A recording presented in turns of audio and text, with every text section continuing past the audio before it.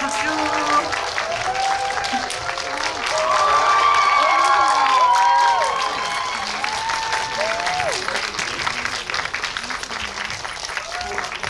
여기 이름표가 있는데 이거 서현우 배우님 팬이 저기 앞에서 마련해 주셨다고 다 따라주셨어요. 그럼 저희 자리에 앉아서 시작하도록 하겠습니다. 이렇게 모시니까 막 반짝반짝하고 그렇죠? 오늘 왜 이렇게 대답을 좀 해주시면 좋을 것 같고, 네, 사진 찍으시느라 열중하시는 거 너무 감사한데, 그럼 이제 한 분 한 분 인사 말씀 듣기 전에 제가 이게 사실 영화 개봉하고 영화 보고 관객분들 만나는 첫 자리라 영화에 대한 후련한 얘기들 다 해주시길 부탁드릴 건데, 그 대신 그 나가서 후기 같은 데는 스포일러 같은 거 조심해 주셨으면 좋겠다고 제가 부탁드려도 될까요? 네. 대답 잘해주셔서 감사합니다. 그럼 제 옆에 계신 무라야마 준지님부터.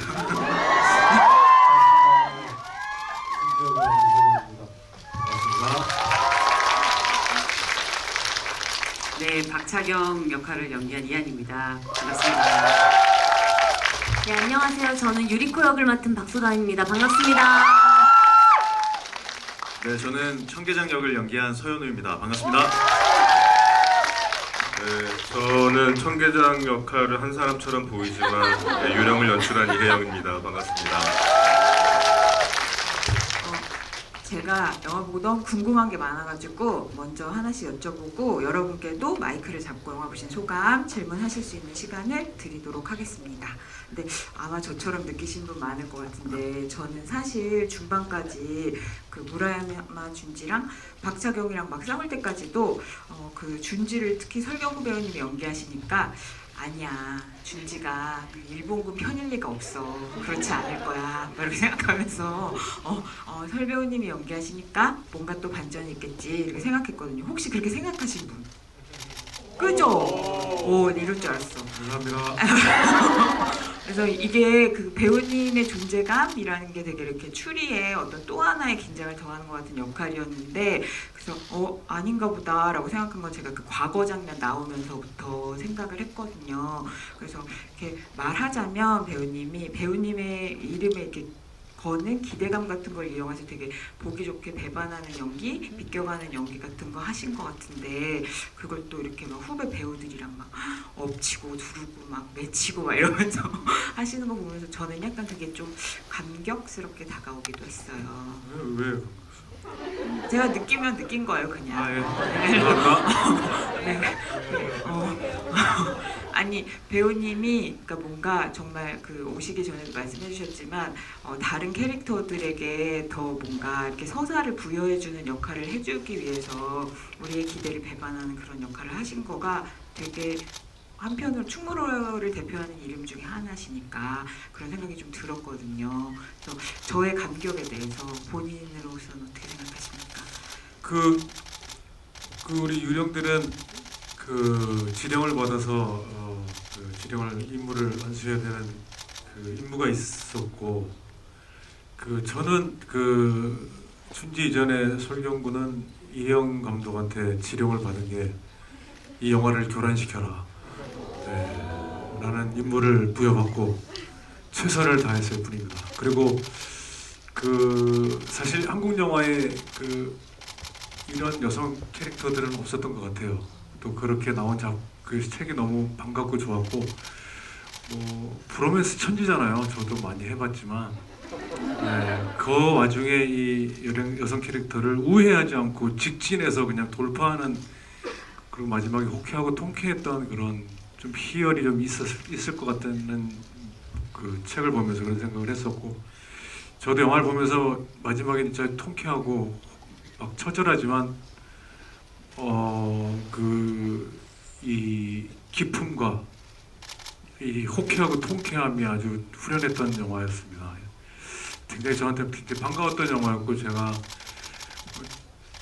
그 기꺼이라는 표현은 그렇지만 이 역할하면서 참 즐거웠습니다. 예, 이렇게 교란시키는 역할하면서 관객을 교란시켜라. 감사합니다. 손 들어주신 분들한테. 예, 감사합니다. 제가 후배로서 좀 덧붙이자면 정말 선배님이 이렇게 버팀목이 되셔 주셨기 때문에 이 장르, 이 영화가 성립될 수 있었던 것 같아요. 예, 나도 나중에 진짜 후배들한테 저런 선배가 되어야겠다 그런 생각을 정말 많이 했어요.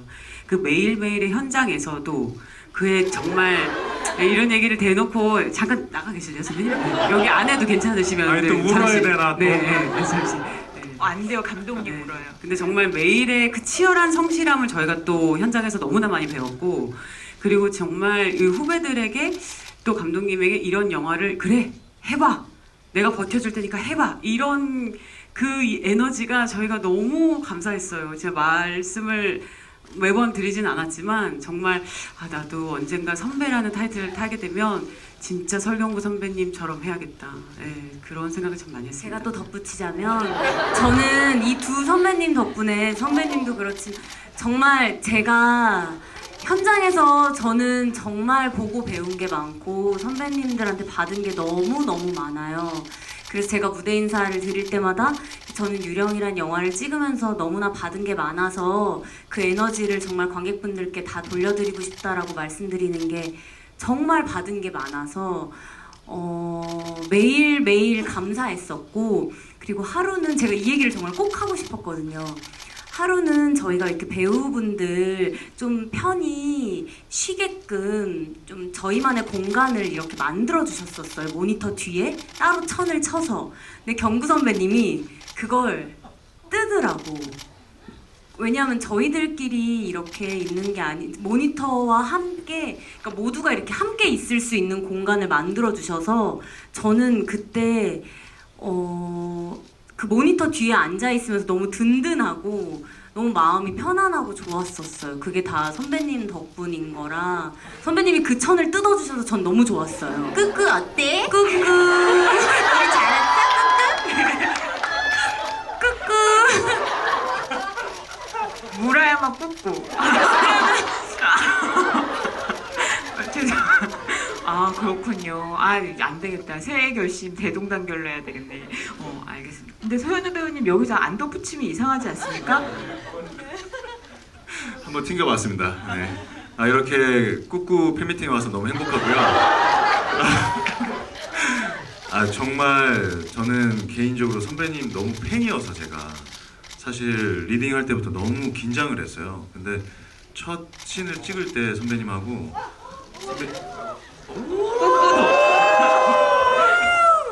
꾹꾹 덥다. 저 선배님 눈빛을 진짜 20cm 앞에서 봤거든요. 마치 제게 그 그윽한 눈빛이 자 뭐든지 한번 해봐, 내 마음은 호수야 노저와 이러시는 것 같아가지고 너무 편안하게 했던 것 같습니다. 네. 전 또 개인적으로 그 연설 연기계의 그 김대중이시지 않습니까? 그래서 명연설 연기를 볼 수 있어서 너무 즐거웠습니다. 네. 그리고 이거는 제가 이제 이 영화를 보고 나서 이 질문을 이한희 배우님, 박수단 배우님한테 할 수 있어서 너무너무 기쁜데요. 저는 사실 이 영화가 정말 그 화면 하나하나에 채워넣은 요소가 정말 많은 그런 영화지만 영화를 다 보고 나면 가슴에 가장 많이 남는 거는 결국 이제 박차경하고 유리코가 나눴던 눈빛이었던 것 같아요. 그래서 저는 그 결국은 가장 오래 남는 이 영화의 어떤 기억은 그게 아닐까 이런 생각을 많이 하는데 특히나 저는 이 영화가 독립투사들 이러면 너무 이제 영화에 많이 나오기도 하고 애국심이라는 게 너무 이제 우리가 생각하기에는 먼 되게 그런 것처럼 느껴지는데 두 사람의 눈빛에서 저는 박차경은 내 옆에 있는 사람 살리려고 하는 게 애국심이고 유리코는 내 옆에 있는 사람 살리기 위해서 내가 기꺼이 죽으려고도 할 수 있는 게 애국심이구나 이런 생각이 들어서 그게 너무 좋았거든요. 그래서 배우님들도 생각하실 게 너무 많은 영화이긴 했겠지만 그 감정을 진짜 중요하게 생각하시면서 연기하셨을 것 같아가지고 여쭤보고 싶습니다.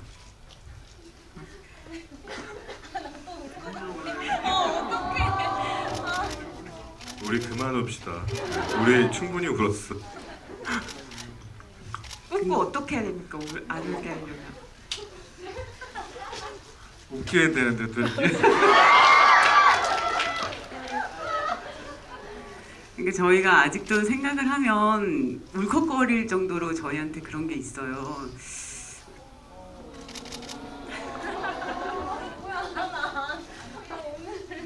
오늘은 울지 말자. 예. 근데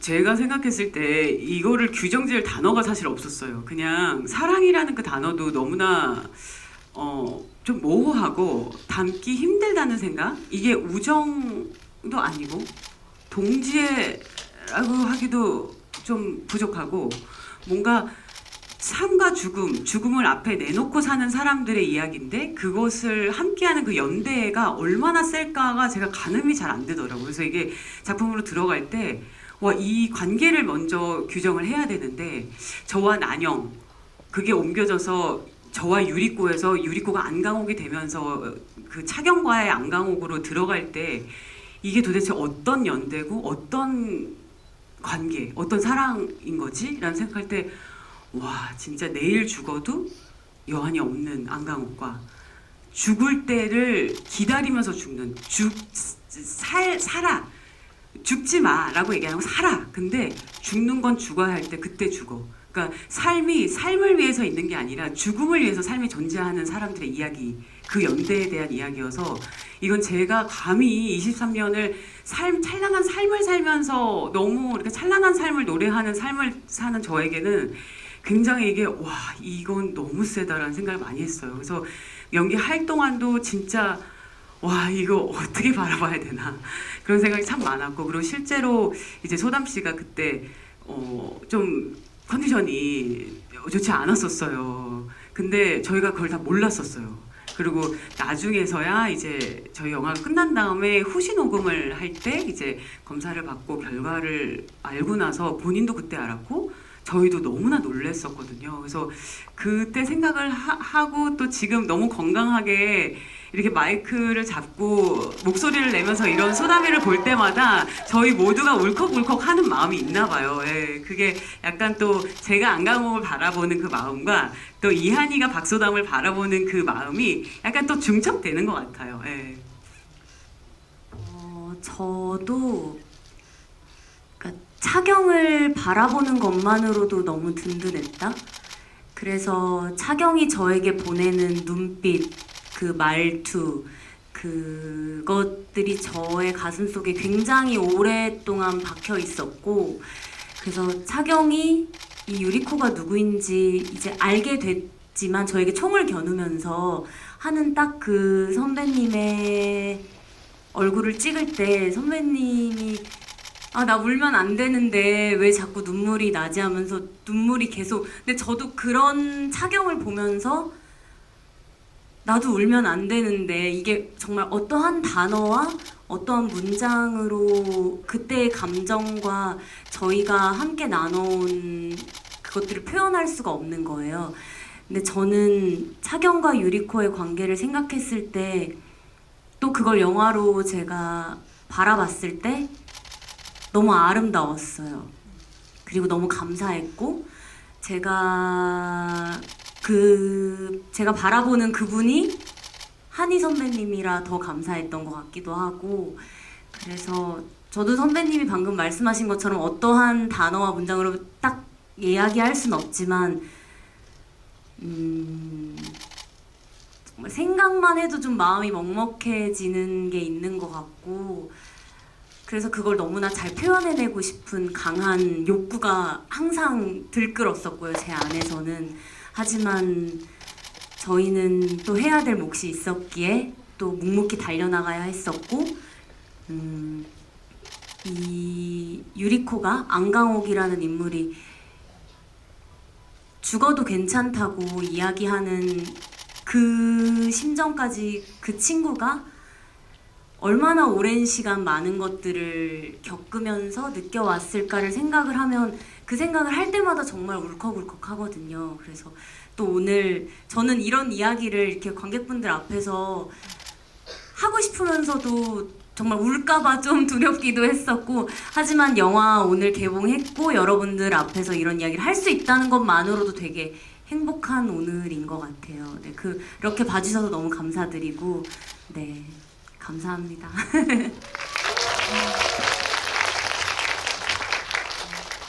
좋네요. 이렇게 들으니까 안 울고 얘기해 주셔서 너무 감사합니다. 네, 근데 저 이한희 배우님이 방금 잠깐 얘기해 주셨지만 저한테도 이 영화가 차경과 난영이 담뱃불로 이제 마음을 나누는 장면으로 시작해서 마지막에 안강욱과 박차경이 정말 거침없이 다 같이 함께 독립을 꿈꾸는 그런 모습으로 끝나는 영화 같다고 느꼈거든요.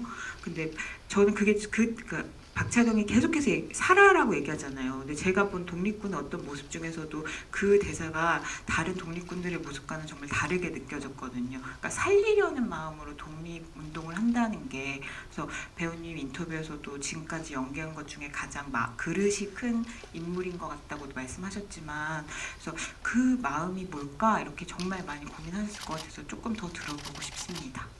저는 사실 차경의 그 마음이 말씀하신 것처럼 지나치지 못하는 마음이라고 생각했어요. 선배님은 그 연기를 연민에서 시작하신다고 그렇게 말씀하셨더라고요. 근데 비슷한 마음일 수 있을 것 같아요. 이렇게 어떤 사람을 사실 박차경이라는 인물이 재력가의 딸이에요. 엄청난 재력가의 딸임에도 불구하고 정말 상반되는 그 당시에 사실 나라 잃은 지가 1930년이면 나라 잃은 지가 10년이 넘은 상황에서 지킬 나라라도 있냐? 라고 묻는 준지의 말이 너무나 이성적이고 너무나 맞는 얘기였을 거란 말이죠.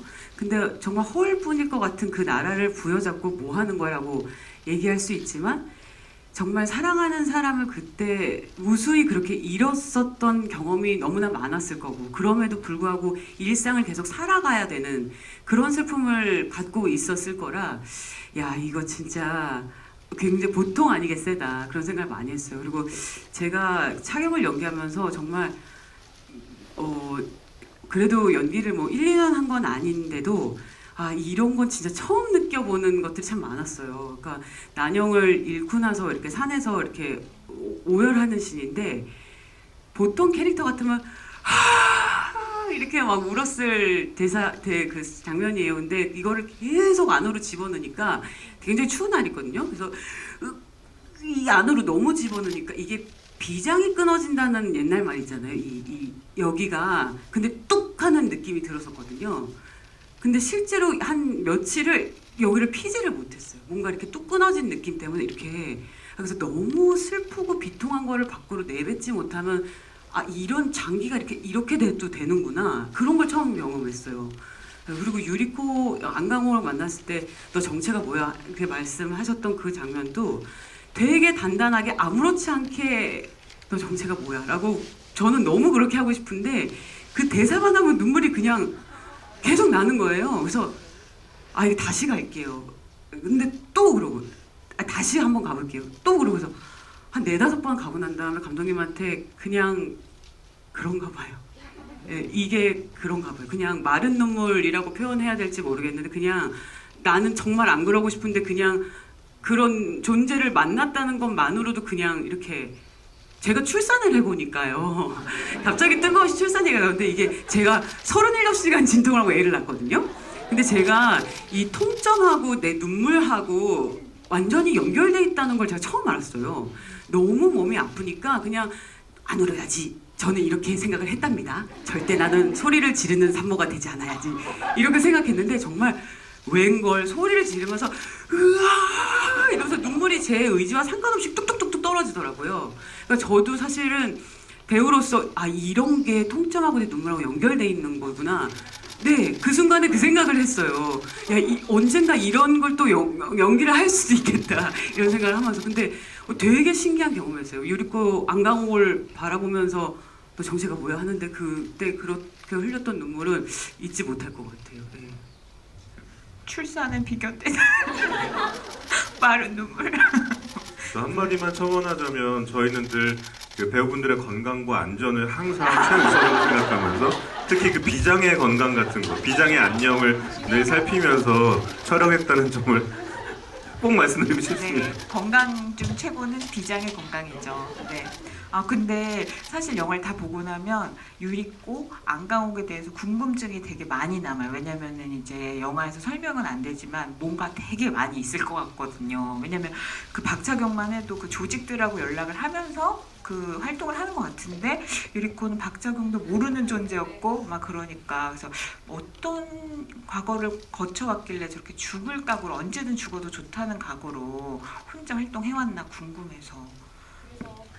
어떻게 그녀가 그 어린 나이에 그 정무총감 직속 비서까지 올라가면서 철저히 자기 자신을 숨기고 저렇게 많은 것들을 혼자 해낼 수 있었을까? 가족도 없이, 친구도 없이, 동료도 없이.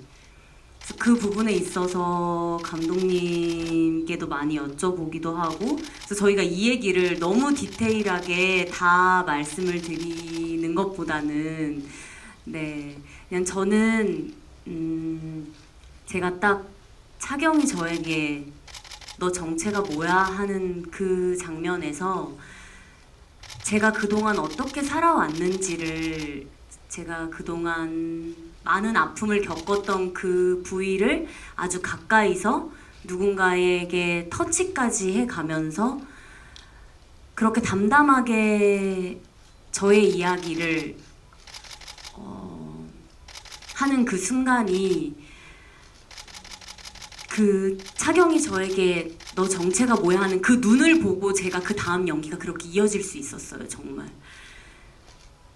그러니까 저는 그 장면에서 제가 울면 안 되는 거잖아요. 저는 너무나 많은 일들이 있었지만, 그리고 조금 뒤에 또 그곳에 저는 같은 일을 또 겪게 되고, 그래서 저는 정말 고민이 많았던 게, 내가 그 감정과 그 아픔을 과연 다 표현해낼 수 있을까에 대한 고민이 정말 많았어서 제 스스로 너 정말 잘하고 있는 건이란 질문을 굉장히 많이 했던 것 같아요. 그래서 그 이후에 카이토에게 고문을 당할 때도 얼마나 수없이 많이 당해온 고통임에도 불구하고 그건 정말 익숙해지지 않는 고통인데, 이가 다 부서질 정도의 고통으로 참는데 그 안에서 터져나오는 신음이었을 것 같아요. 그래서 저는 유리코를 보면서 너무 안아주고 싶었어요. 그녀가 얼마나 오롯이 혼자 단단히 굳건히 자기의 의지로 여기까지 오게 된 거잖아요. 그 누가 그렇게 그녀를 잡아 끈 게 아닌 저의 의지로 거기까지 간 거였기 때문에 제가 과연 그녀의 강인함과 단단함과 그 에너지를 박소담이라는 배우가 과연 다 표현해낼 수 있을까에 대한 스스로의 고민과 두려움이 많았었고, 또 제가 컨디션도 계속, 그러니까 저는 정말 번아웃이 온 줄 알고 내가 왜 이렇게밖에 못할까에 대한 땅굴을 계속해서 파 내려갈 때 저희 유령팀 모두가 저를 계속해서 끌어당겨줬어요. 그 구렁텅이에서 저를 계속 끄집어내주셔서 그게 너무나 감사했었고, 제가 그래서 버티면서 그 유리코의 단단함을 박소담으로서 보여드릴 수 있지 않았나 싶어요. 그래서 영화를 어떻게 많은 분들이 보실지, 제가 어떤 모습으로 나올지 약 3년간 너무나 불안했었고 저는 매일매일 불안했었는데, 감독님의 그 말이 전 정말 너무 큰 힘이 됐었어요. 소담아, 나 그렇게 쉽게 오케이 하는 사람 아니야 라고 해주셔서 정말 그 말씀을 하셨어요, 감독님. 기억나는데 그렇게만 얘기하면 제가 되게 도도하고 약간 이런 이미지로 오해하실 것 같은데 이 말이 왜 나왔냐면요. 제가 아무도 그런 생각 안 해. 제가 그때도 울었던 것 같아요. 그래서 감독님이 이제 그러니까 저를 좀 풀어주시려고. 소담배가 저한테 감독님 정말 이거 오케이예요? 저 정말 잘한 거 맞아요? 라고 물어서 소담아, 나는 그냥 오케이를 그냥 내리지 않아. 네가 잘했기 때문에 내린 거야. 이런 따뜻함이었다. 네, 그 따뜻함이었다. 이후에도 톤이 되게 다르네요. 톤이 다르죠. 네, 아니 감독님은 항상 따뜻하게 말씀해주시고, 저는 감독님에 대한 무한한 신뢰와 믿음이 있어요. 경성학교 때부터 제가 정말 저에게 어떤 표정이 있는지, 제가 어떤 사람인지, 어떤 연기를 해 나아가는 배우인지를 감독님을 통해서 저는 하나하나 배울 수 있었거든요. 그래서 그 믿음이 있었으나 저의 컨디션 때문에 제가 스스로를 의심했던 거지, 제가 유리코로 유령이란 작품에 참여를 하면서는 조금의 의심과 불안함은 없었어요. 감독님에 대한 믿음이 너무나 있어서 그냥 저에 대한 걱정과 불안 때문에 제가 그걸 이겨내려고 계속해서 노력을 했었던 거라, 네, 그랬습니다.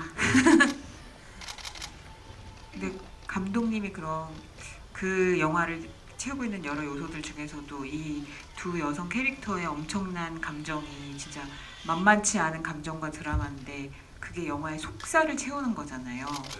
그걸 영화의 중심에 두려고 했던 감독님의 의도, 뜻 같은 거 좀 얘기해 주시면 좋을 것 같아요. 네, 처음엔 사실은 그 어떤 방향으로 꼭 가야 되겠다 먼저 생긴 건 아니었고요.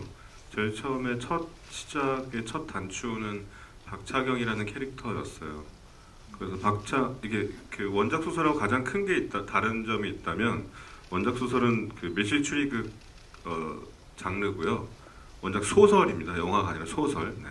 소설은 밀실 추리극 장르고, 그래서 유령이 누구인지를 밝혀나가는 이야기였어요. 마지막에 유령의 정체가 밝혀지는 것이 이야기의 결말이 되는. 근데 저는 이제 그 이야기를 따라갈 생각이 사실은 별로 없었고, 동기화가 별로 되지 않았고, 뭐 이거를 제가 재밌게 하려면 어떻게 시작할 수 있을까. 그래서 제일 처음에 유령이 누구인지를 밝혀내고 궁금해하는 이야기가 아니라 유령을 먼저 놓고 유령을 따라가면서 시작하는 이야기를 열면 난 열 수 있을 것 같다. 바꿔 말하면 그 추리는 배제한 이야기로 이야기를 시작하겠다가 제 가장 큰 의도였어요.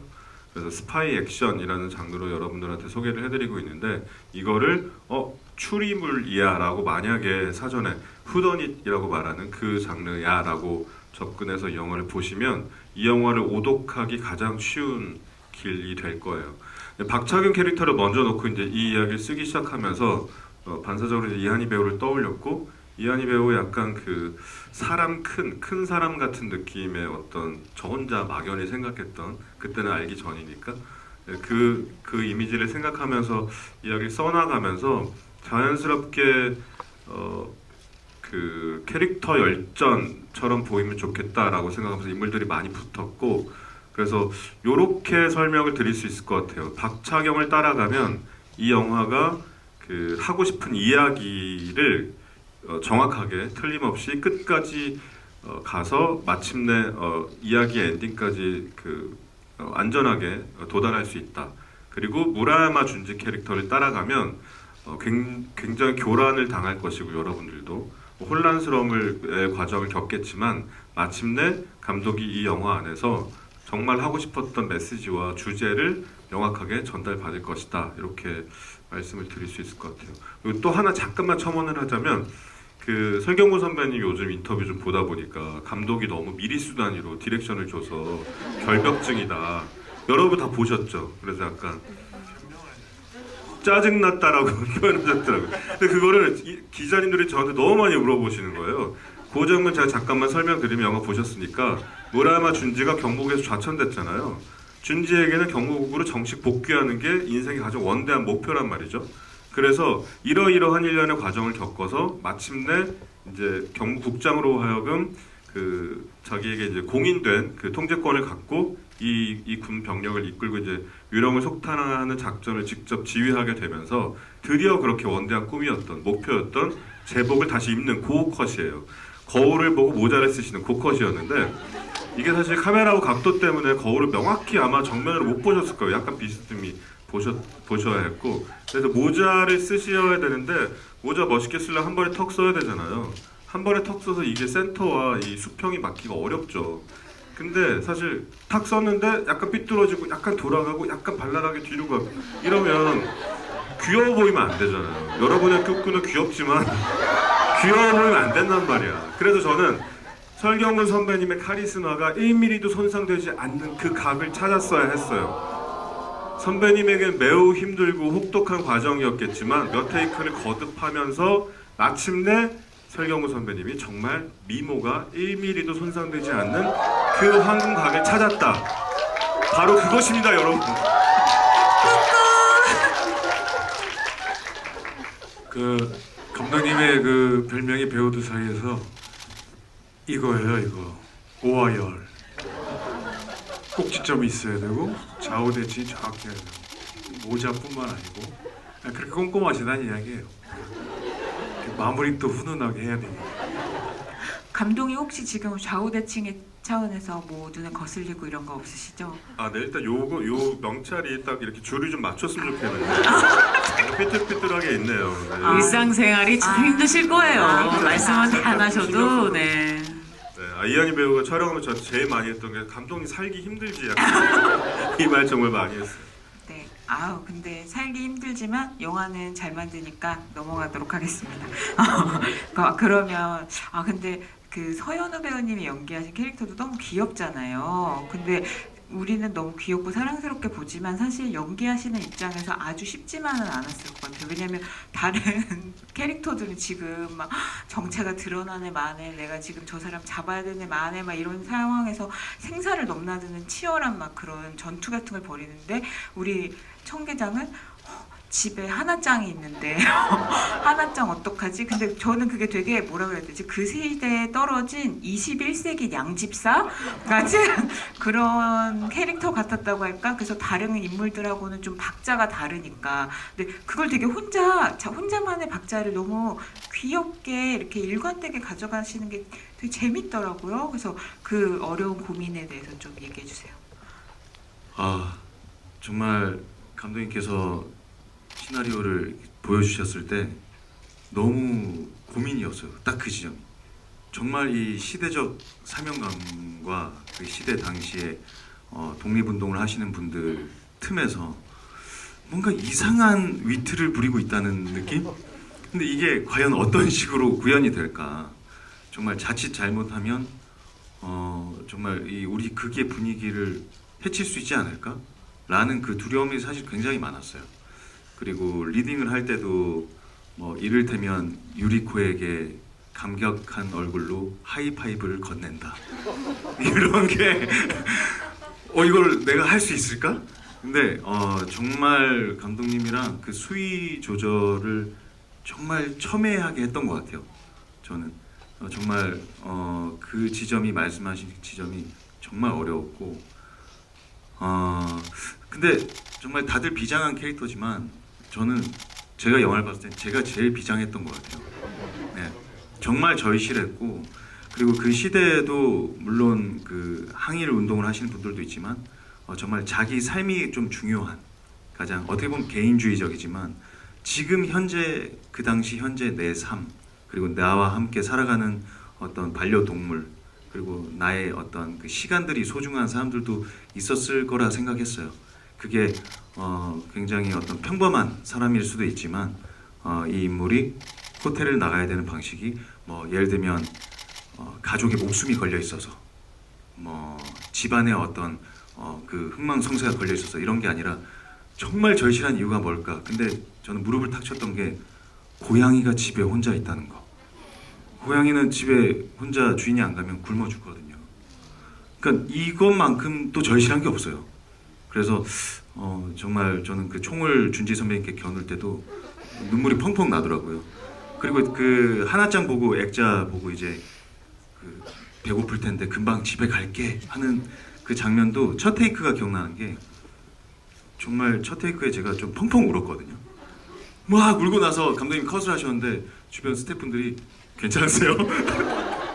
아니 막 깜짝 놀란 거예요 다들. 그래서 뭐 정말 저에게는 현장에 실체는 없었지만 정말 제 안에 그 모든 그 상상과 그 감수성을 동원해서 하나짱에 대한 어떤 사랑과 가족애를 실었던 것 같아요. 실제로 반려견을 키우시고 계시잖아요. 혹시 그게 좀 생각이 또 나던가요? 제가 지금 참 얘기 나온 김에 18살 된 시추 아이가 있어요. 그 눈이 한쪽도 빠졌어요. 이렇게 눈이 큰 아이들이 안압이 올라와서 가끔씩 그러니까 뭐 정말 이렇게 빠지진 않죠. 근데 이렇게 툭 튀어나와 버려요.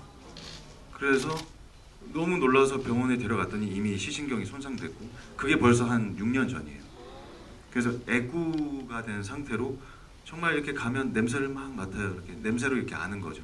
근데 지금은 이렇게 가만히 앉아서 보면 혼자 끄떡끄떡해요. 이렇게 끄떡끄떡하고 배변도 좀 이렇게 활동이 제대로 하지 못하고 있고 근데 뭔가 그 저 인터뷰 때도 이런 얘기를 했는데 굉장히 전 우주적인 어떤 뭔가 묘한 느낌들이 와요. 막 가족 그 이상의 존재이고 개인적으로 제가 그 군대 갈 때 부모님께서 저의 어떤 분신처럼 데려 입양해 온 아이라서 정말 사실 이제 무지개 다리 건널 준비를 하고 있습니다, 여러분.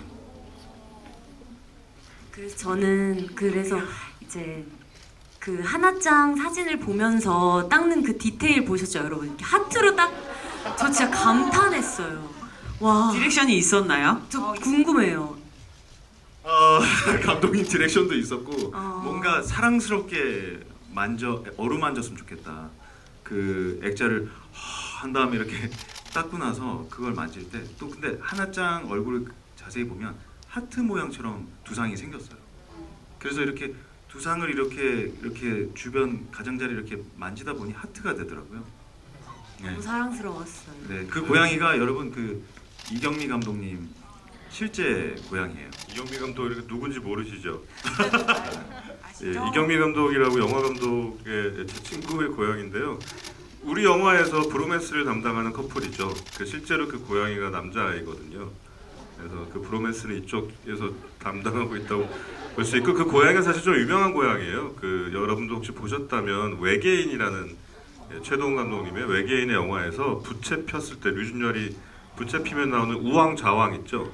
그래서 좌왕 그 아이가 이 아이예요. 하나짱이에요. 그래서 그 아이는 굉장히 큰 한국 영화 2편에 굵직한 캐릭터를 맡아서 연기를 했습니다. 네, 사실 브로맨스가 말하자면은 저는 카이토와 준지 캐릭터도 약간 준지에게는 뭐 그런 마음이 없을 것 같은데 카이토가 그렇게까지 집착하고 그렇게까지 매달리고 그렇게까지 하는 거 보면 뭔가 아등바등 마지막에 그 액션할 때 보면 발을 막 바둥바둥 하면서 준지를 타고 넘어가서 어떻게든 이 사람을 어떻게 하려고 하는 계속 준지가 유령이기를 바라고 유령이라고 믿고 싶고 유령으로 만들고 싶어하는 카이토의 그 집착이 결국엔 약간 뭔가 애증이 아니었을까라고 저는 생각해요. 약간 내심 그런 생각이 들었고 그리고 아까 질문에 제가 답을 제대로 못 드린 것 같아서 그러니까 여성연대 여성서사라고 뭐 그렇게 볼 수 있죠. 그건 사실이고 근데 저는 이 영화 안에서 성별이 많이 개입되면서 인지되고 해석되기를 바라지는 않았던 것 같아요.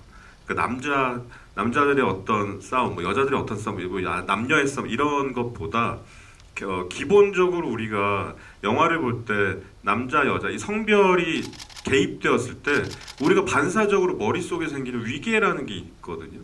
저는 그 위계가 이 영화에 뭔가 우리가 알고 있는 익숙한 방식으로 개입되거나 간섭되지는 않길 바랐던 것 같아요. 그래서 준지와 그 차경의 몸싸움 같은 경우도 성별 떼고 진짜 두 인간이 서로의 목적과 기세와 각오로 부딪혀서 진짜 땀냄새 피냄새 나는 싸움이면 좋겠다. 어떤 순간에도 여자친구 잘 싸운다, 여자인데 잘 싸운다, 여자임에도 불구하고 이런 거 없이 정말 그냥 두 인간이 싸우는 느낌은 좋겠다. 그래서 영화 전체적으로 성별은 나중에 인식되거나 느껴지면 좋겠고 그냥 이 사람들의 이야기가 캐릭터 열전이 일단 인간이 먼저 느껴지고 읽히면 좋겠다라는 생각으로 만들었습니다. 네, 시간이 벌써 많이 지났네요. 그래서 관객분들께 빨리 마이크를 드려야 될 것 같아요. 네, 그래서 오늘 또 선물을 개봉일이라 준비했는데 질문을 해주시는 분께는 유령 비누와 페이퍼 인센트 세트를 드리도록 하겠습니다. 네, 너무 좋죠? 네, 그럼 손 들어주시면은 너무 많을 것 같은데 팔 아프니까 하나 둘 셋 하면 손 드세요. 꾸꾸님 보시고 제일 먼저 손 드신 분 지목해 주세요. 네, 하나 둘 셋. 네. 저기 맨 뒤에 맨 뒷줄에 흰 티셔츠인가 입으신 분들.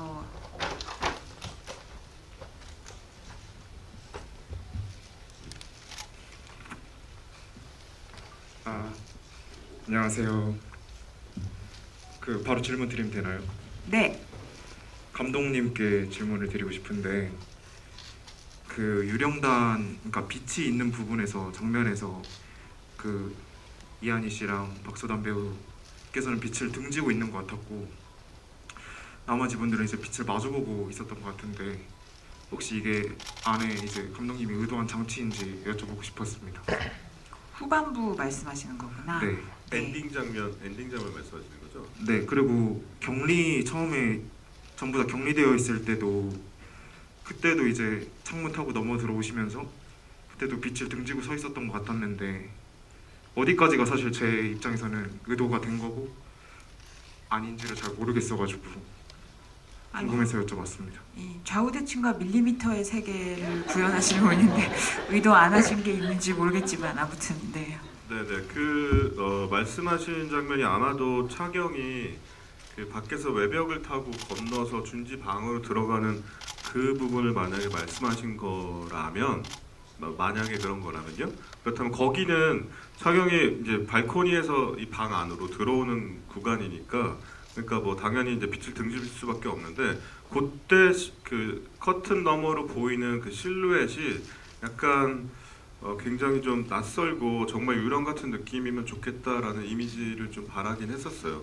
그래서 어느 정도는 의도가 된 거였고 두 배우가 마지막에 이제 그 난사하는 장면에서 빛을 등지고 있는 건 사실 우리는 이 일제 강점기 시대를 승리의 역사로 기억하지 않잖아요.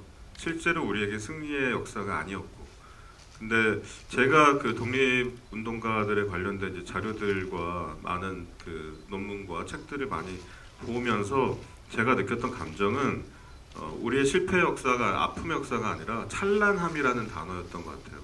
그들의 투쟁도 찬란했고 삶도 찬란했고 진짜 죽음을 각오했던 그 모든 순간들이 빠짐없이 찬란하였다. 그게 뭔가 벅차오른 느낌 같은 게 있었거든요.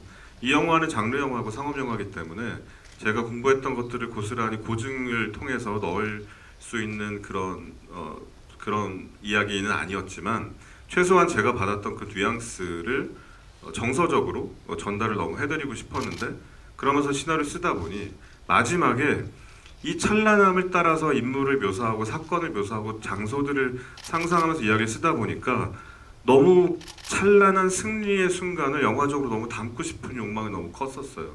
우리에게 존재하지 않았던. 그래서 영화의 엔딩에 찬란한 승리를 묘사를 해서 넣게 되면 우리의 역사가 얼마나 아팠었는지를 다시 한번 환기를 하게 될 수 있는 역설적으로 그런 기회가 경험이 될 거라고 생각했고 그리고 사실 우리는 일본을 이미 이겼죠. 우리는 일본에게 승리했다고 저는 생각합니다.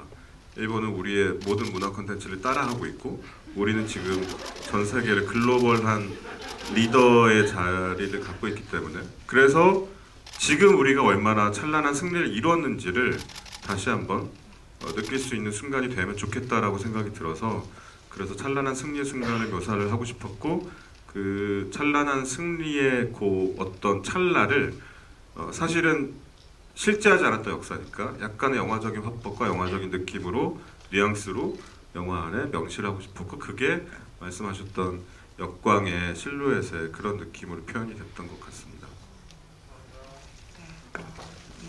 박수.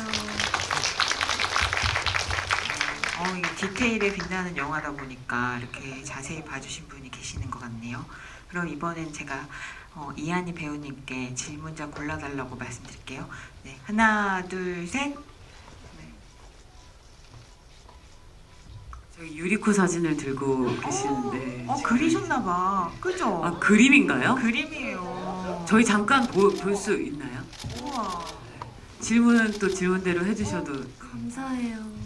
돌려보는 동안 질문 좀 해주세요. 자세히 좀 볼게요.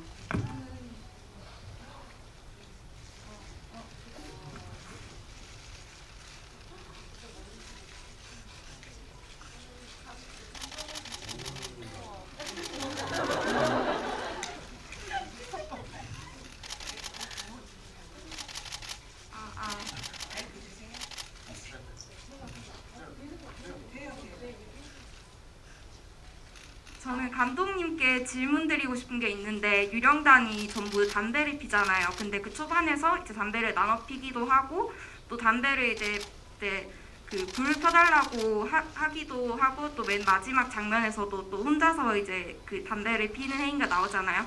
근데 그 담배를 피는 행위에 있어서 유령단이 어떤 의미인지 궁금하고 또 그 이한희 배우님이 맡으신 그 역할이 이제 그 유리코와 담배를 나눠 피는 그 과정에서도 자기가 그 조선이 독립하게 되면 담배를 끊을까라는 대사가 있잖아요. 그래서 저는 그 유령단에게 담배의 혹시 의미가 어떤 의미인지 궁금합니다. 네네. 근데 유령단이라고 아까도 표현하셨는데 유령단이라는 말이 처음에 무슨 말인가 했어요. 아까 이미 와 벌써 우리 영화 이렇게 팬덤이 생겨서 이름도 있나라고 죄송해요. 괜히 우쭐했네요. 흑색단을 말씀하신 거죠? 네 죄송합니다. 괜히 우쭐했네요. 네. 오늘 여기 오신 분들 다 유령단. 유령단. 네와 좋네요. 네, 그 담배 사실 뭐 영화를 만들면서 모든 순간 모든 어떤 매개마다 다 의미를 넣었다면 그거 약간 감독이 좀 정신적으로 좀 문제가 있는 거 아닐까요? 네, 사실 그 정도로 제가 집착이나 결벽이 과한 사람은 아닌데 근데 사실 지금 우리가 21세기 관객들이 영화 속에서 담배 묘사를 보는 게 사실 편하지는 않으실 거예요. 담배는 정말 백해무익합니다. 네, 담배는 몸에 굉장히 나쁜 거예요. 근데 30년대를 묘사하는 데 있어서 담배를 뺀다는 건 기만이라고 생각했어요. 그 사람들에게는 담배라는 건 정말 개인적으로 순간적으로 사유할 수 있는 거의 유일한 위안의 도구였고 그것이 굉장히 그들에겐 개인적으로 정말 아주 찰나적이지만 어떤 위안과 행복과 이런 것들을 줄 수 있는 굉장히 소중한 것들이라는 생각이 들었고 그렇기 때문에 또 한 가지는 사람이 사람에게 담배를 피고 있던 담배를 내가 뺏어 피고 내가 피던 담배를 주고 하는 이런 행위가 지금 우리가 할 수 있는 뜨거운 허그나 뭐 뜨거운 뭐 악수나 뭐 포옹이나 뭐 입맞춤이나 뭐 이런 입맞춤이래요. 눈맞춤. 예. 이런 시선을 교환한다거나 아무튼 이런 우리가 사람과 사람이 할 수 있는 가장 뜨거운 교감의 방식이 아니었을 거라고 저는 생각했어요. 그래서 담배가 중요하다고 생각이 들었고 마지막에 차경이 웃으면서 사실 뭐 나라 되찾으면 하고 운을 띄운 다음에 사실 하고 싶었던 말은 훨씬 더 뜨거운 말이었겠죠.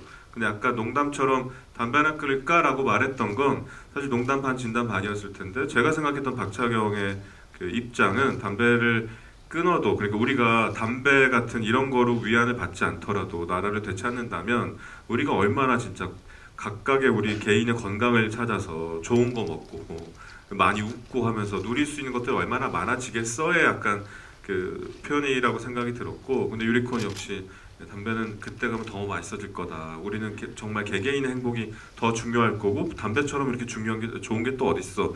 두 사람 다 많은 말이었겠죠. 사실 그 정도의 느낌을 주고 싶었고요. 그리고 그 난영과 그 차경의 교감과 마지막에 유리코와 그 차경이 담배를 나눠 피고 서로 주고받고 하는 이 모습들이 진짜 이 사람들이 얼마나 뜨겁게 마음을 나누고 서로 소통을 했고 진짜 하나였는가를 제 방식대로 30년대 방식으로 보여주는 방식이라고 생각했습니다. 제가 직접 연기한 입장에서 조금만 더 붙이자면 사실 저희 영화는 굉장히 온도가 좀 달라요. 다른 기존의 항일 영화와 가장 다른 점인 것 같아요. 동지 꼭 살아 돌아와 이런 말이었겠죠. 뭐 뜨거운 말이었을 거예요. 근데 더 차갑게 그렇기 때문에 더 뜨겁고 더 함축적이고 더 세련됐다고 저는 느꼈어요. 그래서 제 온도를 계속 식히는 과정, 나의 뜨거움을 계속 압축적이고 함축적일 수 있게 계속 나는 누르고 그러면 관객분들이 해석하는 범위가 훨씬 넓어질 거다.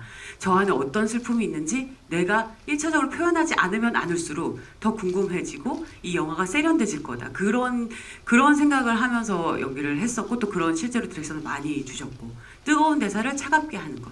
그리고 담배 같은 경우는 저는 숨이라고 생각했거든요. 제가 비흡연자인데 계속 그 니코틴이 없는 담배로 제가 계속 훈련하면서 담배를 엄청 많이 폈어요. 근데 그 담배를 피면서 제가 또 흡연자들을 많이 이렇게 유심히 관찰을 해보니까 그게 결국 숨이더라고요. 이게 이런 한숨을 쉬고 싶은데 큰 숨을 쉬고 싶은데 공식적으로 쉴 수가 없는 거예요. 그래서 뭔가 공식적으로 너도 숨 쉬고 싶어서 나왔어? 이렇게 정말 맛있게 숨을 쉰다. 그래서 이거구나. 근데 이 나의 숨이라는 게 곧 생명이잖아요. 그 생명을 나누는, 근데 가장 너무나 일상적인 톤으로 툭 나의 생명과 나의 일상을 같이 공유한다. 이런 생각으로 연기를 했었던 것 같아요. 그래서 나 나중에 독립이 되면은 끊을까 하는 것도, 그때는 진짜 맘 편하게 숨 쉴 수 있겠지. 그때는 나 이거 안 해도 되겠지. 그때는 이렇게 숨어서 담배 피면서 숨을 죽이면서 숨을 쉬어야 되는 게 아니라 진짜 마음껏 삶을 노래하면서 숨을 내가 쉴 수 있겠지. 네, 마음 편하게 그런 생각을 하면서 연기했던 것 같아요. 저는. 근데 배우님도 뭔가 좌우대칭과 밀리미터의 정교함 같은 거 있는 것 같아요. 말씀하시는 거 약간 들어보니까. 예, 좀 포가는 게 좀 있었어요. 네, 잘 들었습니다. 그렇다면 지금 이제는 박소담 배우님이 한 분 골라주세요. 하나, 둘, 셋. 네. 지금 여기 하얀색 옷 입으신 네, 후드티 입으신 분. 맞습니다. 저 영화 보는 내내 좀 마음이 안 좋았거든요. 마음이 너무 아팠어요. 근데 이 영화 중간쯤에 그 준지 배역을 맡은 서경구 배우님께서 조선이 도대체 뭐길래 이렇게까지 하냐라는 걸 부모님에게도 말을 하고 이제 유령 지금 배우님 두 분에게도 물어보잖아요. 그래서 두 분 배우님의 유령에게 조선은 어떤 의미였는지, 그리고 준지에게 또 조선은 다른 의미였을 것 같아요. 그래서 설경구 배우님이 느끼는 조선은 어땠는지가 너무 궁금하고요. 제가 아까 너무 관객님께 죄송했던 게 약 먹을 시간이 제가 알람으로 맞춰놨는데 올려서 너무 죄송했습니다. 그 영화 말 보시는 하고 중에? 싶었어요. 죄송합니다. 네. 저 먼저 말씀드리겠습니다. 준지한테 조선은 태생이 이게 무라야마 가문의 7대손 전통적으로 명문가, 군인 명문가 7대손으로 설정이 됐고, 또 어머니가 조선인으로 설정이 됐습니다.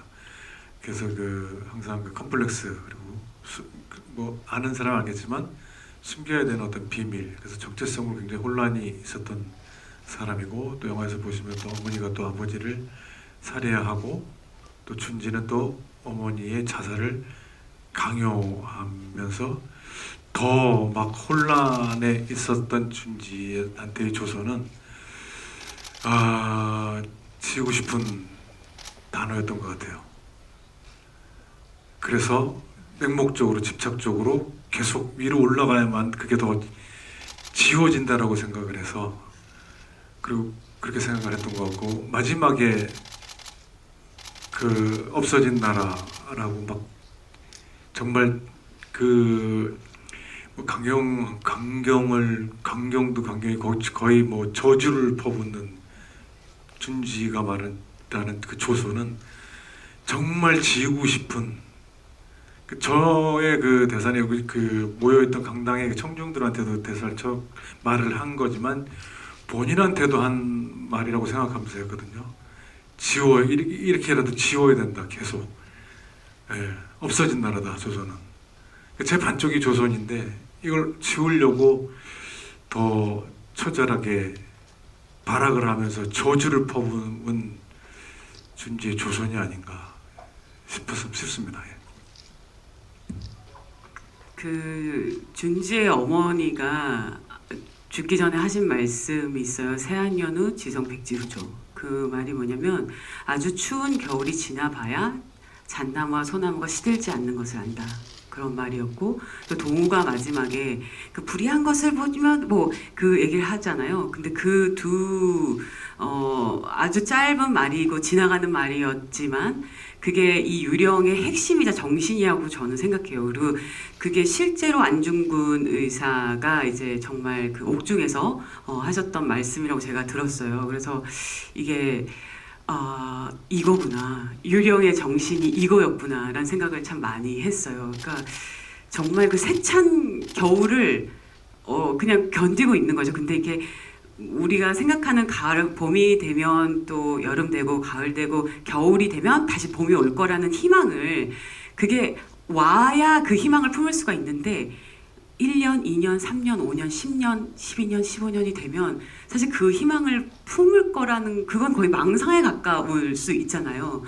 근데 그 처음부터 차경은 소나무와 잣나무는 아니었을 거라고 저는 생각해요. 근데 그 꿋꿋이 서 있는 그 세찬 바람을, 세찬 그 겨울을 견디고 있는 그 소나무와 잣나무를 바라보면서 어떻게 저렇게 서 있을 수가 있지? 무엇이 저들을 저렇게 지탱하고 있지? 라는 게 궁금했을 거고, 그러면서 본인도 동화됐을 것 같아요. 나도 소나무와 잣나무로 이들과 연대하고 싶다. 나도 여기에 두 발을 딛고 뿌리를 받고 나도 같이 손을 잡고 이 거친 바람을 내가 한번 같이 맞아보리라, 이런 생각을 하게 됐을 것 같아요. 그래서 그들의 연대, 소나무와 잣나무들의 그 거친 겨울을 보내는 세찬 바람을 맞고 있는 그 연대가 저한테는 굉장히 그 연기하는 내내 궁금했던 감정이었고, 또 그 연대의 어떤 그런 것들이 굉장히 많이 묵상을 많이 했었던 것 같아요. 네. 안강옥이 어떻게 살아왔는지를 다 말씀 안 드리려고 했는데 이 질문을 받고 나니 이 이야기는 하고 싶어졌어요. 제가 저희 부모님, 안강옥에게는 부모님이 계속해서 그렇게 살아오셨었고요. 네, 얘기해도 되죠? 네네. 그리고 이미 하고 계세요. 그러니까 제가 이 이야기를 감독님께도 여쭤봤던 게, 이 이야기를 과연 다 드리는 게 관객분들께 이게 과연 맞는 길일까에 대한 고민이 되게 많았어요. 그러니까 안강옥의 삶은 어떻게 보면 그렇게 독립운동을 해오던 저희 부모님, 그리고 저는 그 길을 가는 게 저의 곧 삶이었어요. 그래서 저희 부모님이 그렇게 다 돌아가시고 난 뒤에 이 세상에 가족도 그 누구도 없는 이 어린 한 친구, 이 친구는 아주 많은 일들을 겪으면서도 스스로 그 길을 계속해서 부모님을 생각하면서 저는 버텨왔다고 생각을 해요.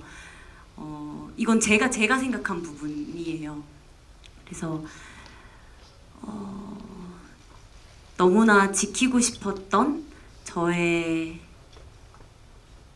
제가 잃었던 부모님을 항상 이 마음속에 품고, 안강옥은 계속해서 그 길을, 그 아픔을 꾹꾹 참으면서 그 누구보다도 강하고 굳건하게 가야 했고, 갈 수밖에 없었고, 그거밖에 없었어요.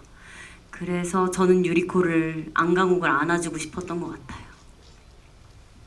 근데 준지의 조선과 그 박차경과 안강옥의 조선만 있는 게 아니고, 이 영화가 재밌는 게 말씀하신 것처럼 개인주의자로서의 조선도 있는 거잖아요. 어떻게 생각하면 조선인이고 엄청 엘리트고, 그런데 그 총독부에서 일하는 거잖아요. 그렇다면 그분의 조선이란? 천은호 씨는, 은호는 정말 공부를 잘하는 사람이었어요. 그리고 뭐랄까요, 그 나라가 있고 개인이 있는데, 이 친구는 조금 역설적으로 개인이 있고 그리고 나라가 있다.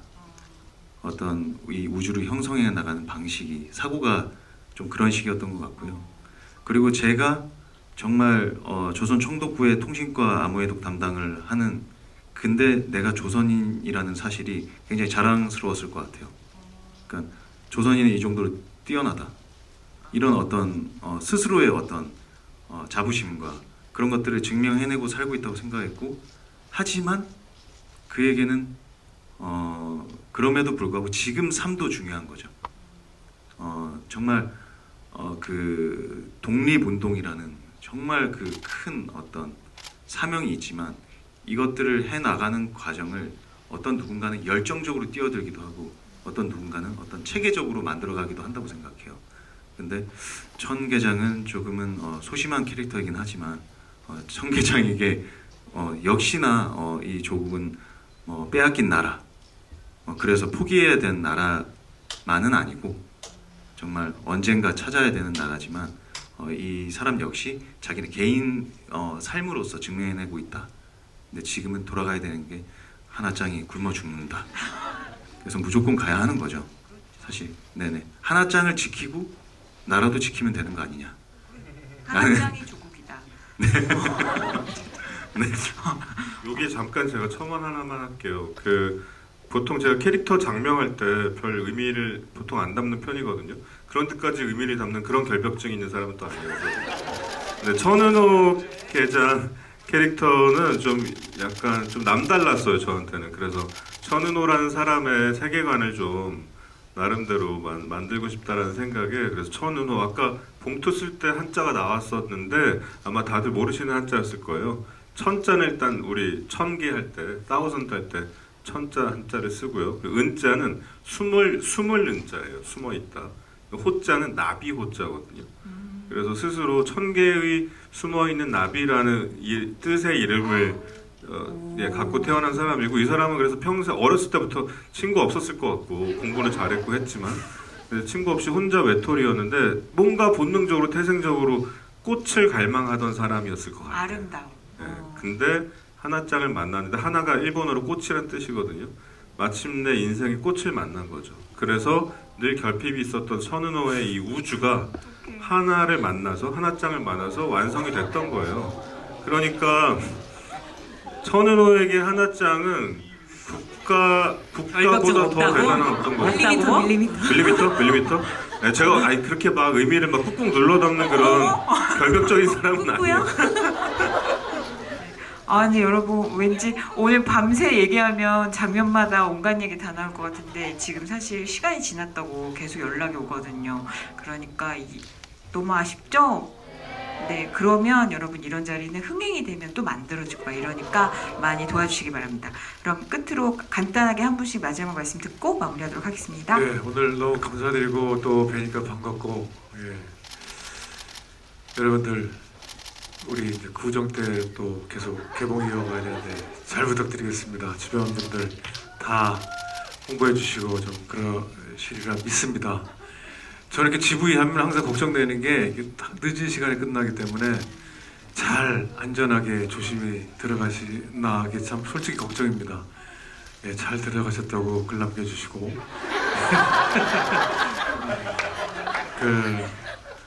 유령 태그 해시태그에서 샵 해서 그러면서 잘 갔다, 존잼, 오늘 너무 감사드립니다. 반갑고요. 이렇게 저희에게는 개봉날이라는 게 굉장히 의미가 있어요. 정말 전에 VIP 시사도 있었고 언론 시사도 있었지만 정말 관객을 만나는 첫날이라서 저희가 굉장히 설레기도 하면서 굉장히 두렵고 떨리는 날이거든요. 그래서 여러분들 진짜 만나 뵙게 돼서 정말 너무 반갑고 또 감사하다는 말씀을 꼭 드리고 싶었고요. 그리고 정말 코로나 때문에 사실 영화관이나 한국 영화가 특히나 또 약간 침체기가 있어요. 사실은 좋은 콘텐츠를 만드는 건 또 관객분들의 몫이라고 생각하거든요. 그래서 좋은 콘텐츠가 또 나올 수 있도록, 또 이런 장르 영화가 또 나올 수 있도록 2023년의 첫 영화인 유령에 많은 힘을 보태주시고 첫날 이렇게 함께해 주신 저희의 천군만마, 아까 저희 유령단 오늘 조직했으니까 잘 부탁드립니다. 감사합니다. 네, 저도 이렇게 개봉날이 되니 유리코가 안 감옥에 어떻게 살아왔는지도 이야기할 수 있고, 뭔가 속이 시원하면서도 또 아직 다 못다한 얘기도 많고, 저희가 계속해서 여러분들을 저는 정말 오래 보고 싶거든요. 여러분, 저희가 극장에 오래오래 유령이 함께해야 저희가 아마 또 볼 수 있는 날이 만들어질 텐데, 저는 이렇게 저희의 이야기를 들려드릴 수 있어서 오늘 너무 재밌었고 저도 이야기를 듣는데 너무 재밌더라고요. 이런 자리가 꼭 또 만들어졌으면 좋겠고 제가 조금 아까 무슨 얘기를 그러니까 네 정말 짜와 주셔서 너무 감사드리고 오래 보고 싶습니다. 네 감사합니다.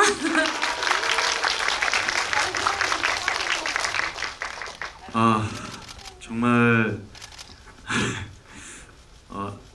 청계장을 사랑해 주셔서 감사합니다. 정말 저는 감독님하고 많이 얘기하면서 이 역할을 만들어 갔지만 좀 내심 두렵기도 했고 정말 잘 이 인물을 만들어낼 수 있을까 했는데 정말 너무 다행스럽게 애정해 주셔서 너무너무 감사드리고요. 이 자리 빌어서 하나짱에게도 감사를 전하고 싶고 여러분 정말 코로나가 한참일 때 정말 여기 계신 배우님들, 감독님들 그렇죠. 파트별 감독님들까지 정말 열심히 만들었는데 그때 이런 GV를 할 수 있을까라는 어떤 질문을 가지고 있었어요. 근데 오늘 이 자리가 정말 너무너무 신기하고 너무너무 감사한 자리인 것 같고요. 우리 배우들 네. 정말 배우들의 이 에너지가 여러분들 2023년 새해 시작하시는데 정말 힘을 드리고 있다고 생각해요. 정말 저희 기운 정말 진하게 받으시고 정말 새해 힘차게 시작하시길 바랍니다. 감사합니다, 여러분. 네, 사실 오늘이 이제 개봉 첫날이어서 이제 첫 관객분들이신데 저희가 뭐 몇 차례 시사도 했고 그리고 뭐 사전에 보신 분들의 이제 반응들을 좀 보면서 제가 여태까지 작업했던 그 어떤 영화들보다 좋아해 주시는 온도가 가장 뜨거운 영화라는 생각이 들어서 너무 감사하다는 말씀을 정말 드리고 싶어요. 이 영화가 저는 잘 열심히 만들어서 내놓았지만 이 영화가 이제 튼튼한 두 다리로 이 땅을 밟고 단단하게 걸어가고 달리고 그리고 다시 도약을 하기 위해서는 여러분들의 이 뜨거운 사랑과 이 애정과 이 온도를 계속 식지 않게 오랫동안 많이 표현해 주시고 많이 주시면 더더욱 저희가 더 열심히 여러분들께 영화로도 또 여러 가지로 또 만나뵙도록 하겠습니다. 너무 감사드리고요. 늦은 시간인데 진짜 이렇게 끝까지 만석인 경우 저 진짜 처음 보는 것 같아요. 약간 정말 너무 감사해서 저 요즘 좀 잘 울거든요. 한바탕은 울 뻔. 참을게요. 참을게요. 잘 참았어요 저희 그쵸? 정말 감사합니다. 네. 네.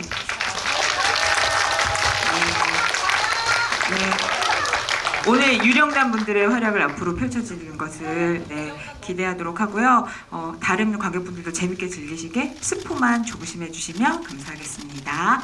네, 그럼 다 같이 일어나서 인사하고 퇴장 도와드리겠습니다. 제가 잠깐 깜빡했던 말이 스포였나 봐요. 알아서 잘해주실 거잖아요. 네. 감사합니다. 감사합니다. 이쪽으로 퇴장하시는 동안 박수로 보내드리도록 하겠습니다.